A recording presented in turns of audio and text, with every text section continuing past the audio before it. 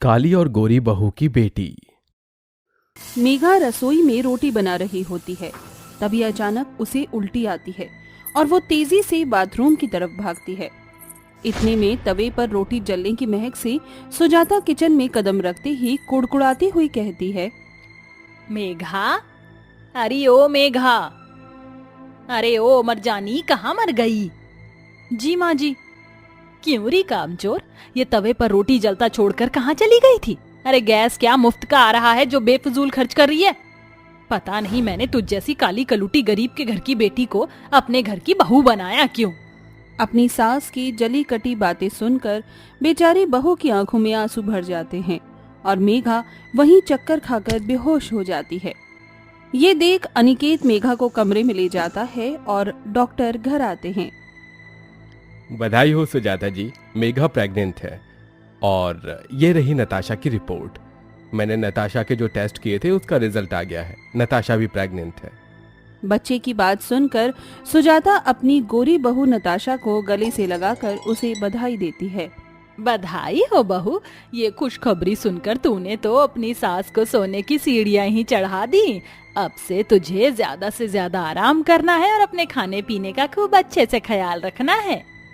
जहां एक तरफ सुजाता अपनी गोरी बहू के गर्भवती होने पर उसकी नजर उतारती है और आस पड़ोस में मिठाइयां बांटती है, वहीं अपनी काली बहू के लिए बिल्कुल भी खुश नहीं होती, जिस पर मेघा मन ही मन दुखी होकर कहती है, नताशा के साथ मेरा भी ये पहला बच्चा है, मगर माँ जी मेरे होने वाले बच्चे से बिल्कुल भी खुश नहीं हुई। आखिर इतना भेदभाव क्यों? अपनी सास के इस फर्क पर मेघा फूट फूट कर रोती है। ऐसे ही समय ढलता जाता है। जहां नताशा सारा दिन एसी की ठंडक में अपने कमरे में बैठी रहती, वहीं गर्भवती मेघा भरी गर्मी में पसीने से भीगकर खाना बनाती। फिर एक दिन, माँ जी, मुझे ना खट्टी सांभर खाने की क्रेविंग हो रही है, प्लीज बनवा दीजिए ना। अरे तो इसमें इतना हिचकने की क्या बात है? ऐसी हालत में मन कच्चा रहता है और खट्टी चीजें खाने का ही मन करता है। तू रुक मेघा, अरे ओ मेघा, जरा यहाँ तो आ। जी माँ जी। क्यों री कमबख्त, पैरों में मेहंदी लगा रखी है क्या? इतना धीरे क्यों चल रही है? वो सासू माँ ने कहा है ऐसे हालात में धीरे कदम रखनी चाहिए। तेरी माँ क्या कहती है और क्या नहीं, इससे मुझे कोई मतलब नहीं। मेरी नताशा बहू को सांभर खाने का मन कर रहा है, जाकर बना। माँ जी मुझे थोड़े पैसे दे दीजिए ना, मुझे बेसन का हलवा खाने का बड़ा मन कर रहा है। हा, तेरे मायके वालों ने क्या मुझे मनी ऑर्डर भेजा है जो तुझ निकट्टू निगोड़ी पर खर्च करती रहूं? और वैसे भी तू काली कलूटी चाहे लाख कुछ क्यों ना खा ले, होना खाक ही है। चल जा। सुजाता की फर्क भरी सोच के कारण लाचार मेघा मन मार कर रह जाती है। जहां सुजाता अपनी गोरी बहू नताशा को नारियल पानी पिलाती, उसे मेवे और गोंद के लड्डू खिलाती है, वहीं गरीब गर्भवती मेघा को उसके काले रंग के कारण खुशी से एक बताशा भी नहीं खिलाती। देखते ही देखते काली गोरी बहुओं की गोद भराई का दिन आ जाता है, जिसमें नताशा के अमीर मायके वाले उसके लिए महंगे महंगे तोहफे लाते हैं। वहीं सुजाता मेघा के मायके वालों को आने से भी मना कर देती है और नताशा की गोद भराई के लिए महंगा सा लहंगा सिलवाती है और सोने के गहने देती है। नताशा बहू, ये ले तेरी गोद भराई का लहंगा और ये गहने। Oh how sweet of you सासू माँ। सासू माँ, आपने मुझे गोद भराई में पहनने के कपड़े नहीं दिए। मैंने तेरे लिए कोई लहंगा नहीं सिलाया, और फिर तुझ जैसी काली बहू पर पैसे खर्चने का फायदा ही क्या है? जो है वही पहन ले, वरना गनीमत तो तेरी गोद भराई ना होने में है। तेरी मुंह दिखाई में क्या कम हंसी उड़ी थी हमारी?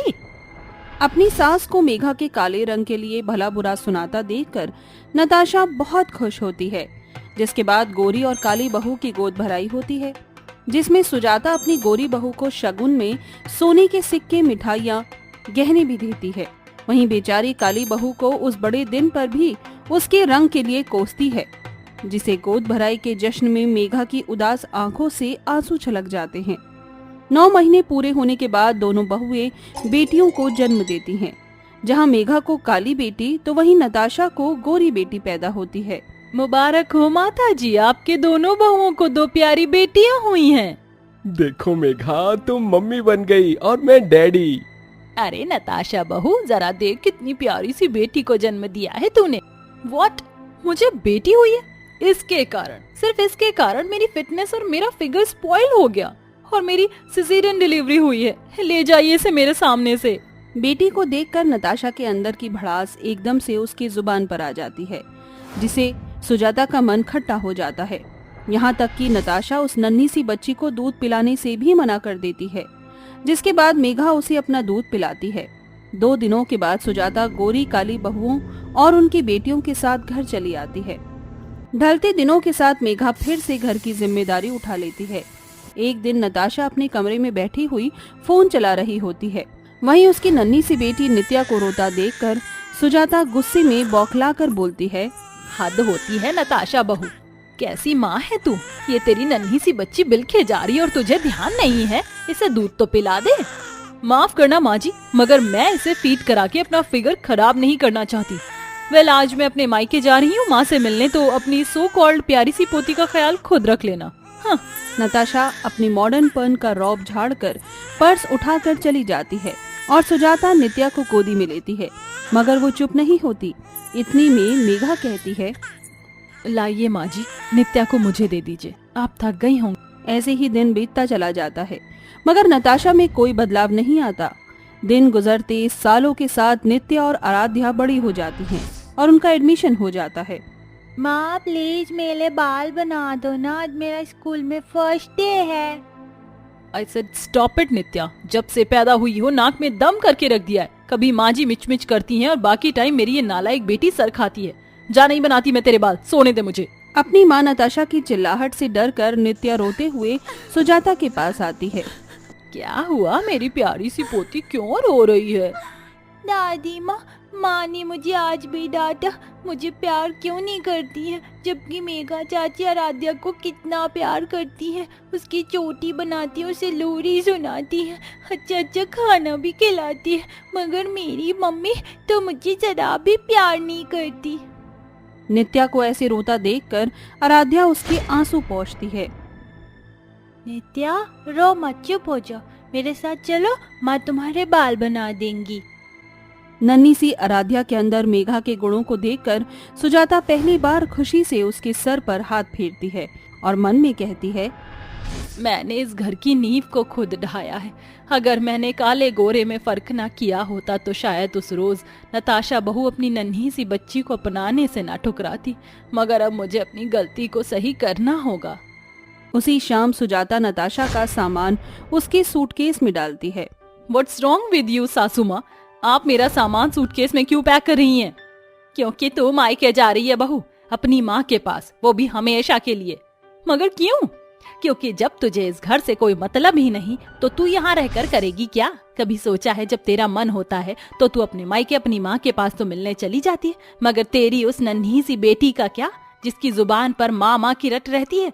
तूने उसे अपने खून से सींचा, 9 महीने कोख में ढोया, उसे जन्म दिया, मगर अफसोस कि उसकी माँ नहीं बन सकी। देख इसके मासूम चेहरे को, क्या तेरा मन नहीं पिघलता इसे देखकर? सिर्फ इसलिए कि ये बेटी है। अरे तुझसे अच्छा तो मेघा, जिसने माँ बनने का एहसास जाना, अपनी भूख प्यास भूल कर ना सिर्फ अपनी बेटी बल्कि तेरी बेटी को भी पाला, उसे खिलाया, उसे गोद से पैरों पर खड़ा किया। तेरा दामन इसके दूध का भी कर्जदार है, जिसे मेघा बहू ने नित्या पर न्योछावर कर दिया। अपनी सास के मुंह से ताने भरी सच्चाई सुनकर नताशा की आंखों में आंसू भर आते हैं और वो नित्या को गले से लगाकर उसे चूमती हुई बोलती है, नित्या मेरी बच्ची, अपनी माँ को माफ कर देना। मैं तुझ पर अपनी ममता लुटा ना सकी, तुझे अपना ना सकी, और मेघा हो सके तो मुझे माफ कर देना। मैंने तुम्हारे काले रंग के कारण तुम्हें हमेशा कोसा, मगर तुमने मेरी बच्ची की परवरिश की। मैं जिंदगी भर तुम्हारी कर्जदार रहूंगी। नताशा, जो हुआ वो भूल जाओ। मेरे लिए इस घड़ी खुशी की बात और क्या हो सकती है कि एक बेटी को उसकी माँ मिल गई। उस दिन के बाद से सुजाता के मन से काले गोरे का फर्क मिट गया। वहीं नताशा के मन में बेटियों के लिए उदासीनता का भरा भाव भी खत्म हो गया और दोनों बहुएं अपनी बेटियों के साथ हंसी खुशी रहने लगी। रात के 10 बज रहे थे। गौरी अभी आंखें गड़ाकर सिलाई मशीन पर कपड़े सिल रही थी। तभी रानी रोते हुए कहती है, दीदी मुझे बहुत जोरों की भूख लगी है, खाना बना दो ना। गौरी सिलाई मशीन रोक देती है और राशन का डिब्बा खोलती है, जिसके अंदर थोड़ा सा आटा था। गौरी जल्दी से आटा मढ़कर चूल्हा फूंक कर रोटियां बनाकर अपने छोटे भाई बहन को खाने को दे देती है। चिंटू, रानी, चलो खाना खा लो। ये भी कोई खाना है? सिर्फ सूखी रोटी, साथ में सब्जी नहीं। रानी, तुम्हारी दीदी के पास सब्जी खरीदने के लिए पैसे नहीं थे, बस आज के लिए ये खा लो। दोनों बच्चे कुड़कर आधी अधूरी रोटी खाकर सो जाते हैं। ये कहानी है गौरी की। गौरी बहुत ही गरीब थी। उसके पिता रमाकांत नशे में डूबे रहते थे। ऐसे में गौरी की मां लता ने घर चलाने की जिम्मेदारी उठाने के लिए लोगों के घर में जूठे बर्तन मांजती, तब जाकर कहीं उस गरीब के घर का चूल्हा जलता था। बच्चों की भूख मिटाने के लिए वो मजबूर माँ अक्सर भूखी रह जाती है। हर दूसरे दिन भूखे रहने की वजह से उसके शरीर में बीमारियां पनपने लगी थी, जिसने लता को बिस्तर पर पटक दिया था। अब घर चलाने की जिम्मेदारी 17 साल की गौरी पर पड़ गई थी। कहते हैं ना कि भगवान जब किसी को गरीब बनाता है तो उसे कोई ना कोई गुण जरूर देता है। गौरी को सिलाई बुनाई करना आता था, इसलिए उसने अपने कच्चे घर में छोटा सा बुटीक खोल लिया था। एक दिन सुप्रिया उसके बुटीक में आती है और कहती है, कोई है अंदर? अरे सुप्रिया, मेरी सहेली, तू कब आई? आज ही शहर से आई हूँ। क्या बात है, तूने अपने घर को ही बुटीक बना दिया है? पेट पालने के लिए कुछ तो करना ही पड़ेगा। अरे वो तो ठीक है, मगर तेरे इस गरीब बुटीक में कौन सा ग्राहक आएगा? और फिर अगर तू ऐसे ही ओल्ड फैशन ड्रेस डिजाइन करेगी तो तेरा बुटीक चलने से पहले बंद हो जाएगा। अच्छा, मैं चलती हूँ। सुप्रिया की बातें गौरी को सोचने पर मजबूर कर देती है। एक दिन जब गौरी बाजार जा रही होती है तो उसकी नजर बाजार के बीच एक बुटीक पर गड़ जाती है, जहाँ कई सारे फैशनेबल ड्रेसेस शो पीस में लगे हुए थे, जैसे Naira cut suit, floral gown, backless blouses और भी बहुत कुछ। अगर मैं अपने बुटीक में ये सारे ड्रेसेस शो पीस में लाऊंगी तो शायद मेरा बुटीक चल पड़ेगा। गौरी नए फैशन के ड्रेस डिजाइन करने के लिए सारे पैसे से कपड़े खरीद कर घर लाती है, मगर सिलाई मशीन की खींचपीच के कारण कपड़े की सिलाई खराब हो जाती है, जिस कारण गौरी का मन फीका पड़ जाता है और वो फूट फूट कर रोते हुए कहती है, मेरी ये उम्मीद थी, टूट गई। इतनी मुश्किल से मैंने एक एक पैसा बचाया था और उसे कपड़ों पर खर्च किया था ताकि मुझ गरीब के बुटीक में बदलाव आए। अब एक भी पैसा नहीं बचा। मैं अपने छोटे भाई बहन को क्या खिलाऊंगी? माँ की दवाई कहाँ से लाऊंगी? गौरी इस तकलीफ से उभरी भी नहीं थी कि उसके पिता रमाकांत नशे में चूर घर आता है और उसके मुंह से शराब का भभका उठ रहा था। ए गौरी, गौरी, चल पैसे दे मुझे, पैसे दे, मैं बोल रहा हूँ ना, चल पैसे दे। बापू, तुम्हें शर्म नहीं आई? आज तुम फिर शराब पी कर आए हो मेरे पास। एक पाई नहीं अगर होती तो भी मैं नहीं देती। क्या बोली? तू पैसे नहीं देगी मुझे? तू रुक, मैं तेरे को बताता हूँ, तू रुक। ऐसा कहकर रमाकांत गौरी की सिलाई मशीन उठाकर तोड़ देता है और उसके बुटीक को बर्बाद कर देता है। गौरी रात भर रोती रहती है। इस बीच लता की हालत बिगड़ जाती है। ये लो, थोड़ा पानी पी लो माँ। ऐसे जिंदगी से बढ़िया ऊपर वाला मेरी मिट्टी उठा लेता। बोझ बन गई हूँ मैं तुझ पर बेटी। ऐसा क्यों कहती हो माँ? आप मेरी हिम्मत हो। चिंटू, रानी, माँ का ख्याल रखना। मैं काम की तलाश में जा रही हूँ। गौरी रास्ते में जा ही रही होती है कि तभी उसे रास्ते के बीचों बीच एक बुढ़िया बेहोश पड़ी मिलती है। अरे ये तो बेहोश है। इसके बाद गौरी की नजर पास पड़े घड़े पर पड़ती है और गौरी उस बुढ़िया के मुंह पर पानी के छींटे मारकर उसे थोड़ा पानी पिलाती है। इतने में बुढ़िया एक सुंदर सी परी में बदल जाती है। घबराओ मत गौरी, मैं बस तुम्हें परख रही थी। कहो, मैं तुम्हारी कैसे मदद कर सकती हूँ? गौरी रोते हुए उस परी को अपने बुटीक की बात बताती है। इतने में परी जादुई छड़ी घुमाकर उसे एक सिलाई मशीन देती है। गौरी, ये जादुई सिलाई मशीन है, इसे ले जाओ। जैसे ही तुम इसे अपने घर में जगह दोगी, तुम्हारा घर जादुई बुटीक में बदल जाएगा। गौरी खुश होकर वो सिलाई मशीन घर लेकर आती है और परी के कहे मुताबिक सिलाई मशीन के घर में लाते ही उसका गरीब घर बड़ी रोशनी से भरकर जादुई बुटीक में बदल जाता है, जहाँ सुंदर कपड़े बुटीक की शोभा बढ़ा रहे थे। उस प्यारी परी की कही बात सच हो गई। मुझ गरीब का बुटीक जादुई बुटीक बन गया। क्या ये जादुई सिलाई मशीन मेरा कहा हर कपड़ा सिल सकता है? मुझे इसे जांचना चाहिए। मैं चाहती हूँ कि इसी पर मेरे जादुई बुटीक में फैशनेबल लहंगे हो। गौरी की इतना कहते ही सिलाई मशीन चलने लगता है। धागों की रील खुद ब खुद खींचने लगती है और सिलाई मशीन में लगी सुनहरी सुई लहंगे सिलने लगती है। अब पूरे बुटीक में लहंगे ही लहंगे टंगे हुए थे, जिसे देखकर गौरी की खुशी का ठिकाना नहीं था। जो कोई गौरी के बुटीक के आगे से गुजरता था, उसकी सीधी नजर कपड़ों के डिजाइन पर गड़ जाती थी, जिसके बाद औरतें उसके बुटीक में आने लगती हैं। एक दिन शिफाली और नित्या नाम की 2 सहेलियां उसके बुटीक पर आती है। Wow, it's amazing. तुम्हारे बुटीक में कितने ट्रेंडी आउटफिट्स हैं। ये मेरी सहेली शिफाली है, इसकी शादी है, इसे वेकल्स लहंगा चाहिए। मुझे शरारा, हमारे ड्रेस हम तुम्हारे बुटीक से डिजाइन कराना चाहते हैं। मगर मैंने तो आज तक कभी शरारा ड्रेस सिला नहीं। कोई बात नहीं, मेरा जादुई बुटीक है ना। गौरी ने हाँ कर दी और उनके जाने के बाद कहा, हे मेरी जादुई सिलाई मशीन, मेरा ये बुटीक तुम्हारे बदौलत है। मुझे शरारा और बैकलेस लहंगा चाहिए। जादुई सिलाई मशीन कुछ ही घड़ी में लहंगा और शरारा सिल देती है और जादुई बुटीक उसे अनोखी चमक से भर देता है। नित्या और शिफाली गौरी की खूब वाहवाही करती है। Oh my god, Gauri you are very talented. कितना प्यारा शरारा डिजाइन किया है तुमने। हाँ Gauri, I love this lehenga. तुम्हारे हाथों में तो जादू है। तुम्हें तो सव्यसाची के लिए ड्रेस डिजाइन करना चाहिए। अब हमारे फैमिली फंक्शन में ड्रेस हम तुम्हारे ही बुटीक से डिजाइन करवाएंगे। गौरी की जादुई बुटीक और सिलाई मशीन का असर नित्या और शिफाली पर इस कदर छा गया था कि गौरी का जादुई बुटीक चल पड़ता है, जिसकी वजह से अब दूर दूर तक रहने वाले रिहायशी लोग भी उसके बुटीक से कपड़े डिजाइन करवाने आते थे, जिससे गौरी की अच्छी कमाई शुरू हो गई थी और उसने अपनी माँ का इलाज करवाना शुरू कर दिया और दोनों भाई बहनों को अच्छे स्कूल में एडमिशन भी दिलवा दिया। गौरी बेटी, तूने बहुत जिम्मेदारी उठा ली। अब मैं ठीक हूँ। एक न एक दिन तुझे अपनी दुनिया बसानी है। तेरे लिए बड़ा ही अच्छा रिश्ता आया है। मैंने हाँ कर दी है। ठीक है माँ। ढलते समय के साथ गौरी की शादी की तैयारी शुरू हो गई थी।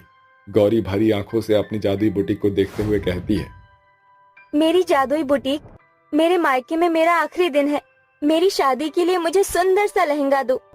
इतना कहते ही जादुई बुटीक में एक सुनहरी रोशनी छिटक पड़ती है और सिलाई मशीन सोने की हो जाती है। तभी एक सुंदर सा मखमली कपड़ा सिलाई मशीन के सुनहरी सुई के नीचे आकर लहंगा सिलने लगता है और गौरी की शादी का लहंगा बनकर तैयार हो जाता है। अगले दिन बड़ी धूमधाम से गौरी की शादी होती है।